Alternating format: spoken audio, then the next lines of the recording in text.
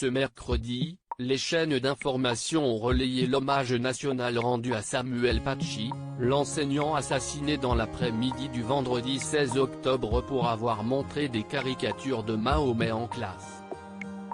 La cérémonie, qui s'est déroulée dans la cour de l'université de la Sorbonne, comptait de nombreuses personnalités politiques parmi lesquelles des membres du gouvernement actuel comme Roselyne Bachelot, Gérald Darmanin et Olivier Véran, mais aussi des anciens à l'instar d'Édouard Philippe ou Christophe Castaner.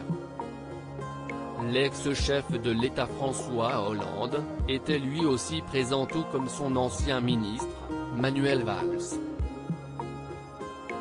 Dans la capitale française, la Dame de Fer a elle aussi rendu hommage à Samuel Paty en s'éteignant dès 20 h, ne reprenant son scintillement qu'à chaque nouvelle heure. Après l'arrivée d'Emmanuel Macron à la Sorbonne vers 19h15, ce dernier a remis à titre posthume la Légion d'honneur et les palmes académiques à Samuel Paty, avant l'entrée du cercueil peu après 19h30. L'émotion du public, palpable, était accompagnée de la chanson One de U2 qui résonnait dans la cour, un titre choisi par les proches de l'enseignant qui ont grandement participé à l'organisation de cet hommage national.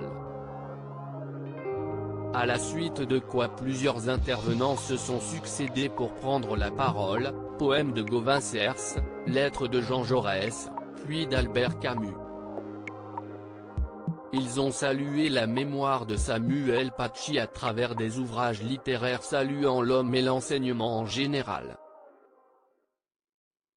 Samuel Paty est devenu vendredi le visage de la République pendant son discours. Emmanuel Macron a présenté Samuel Paty comme le visage de la République, le professeur dont rêvait Jaurès dans cette lettre aux instituteurs lue un peu plus tôt.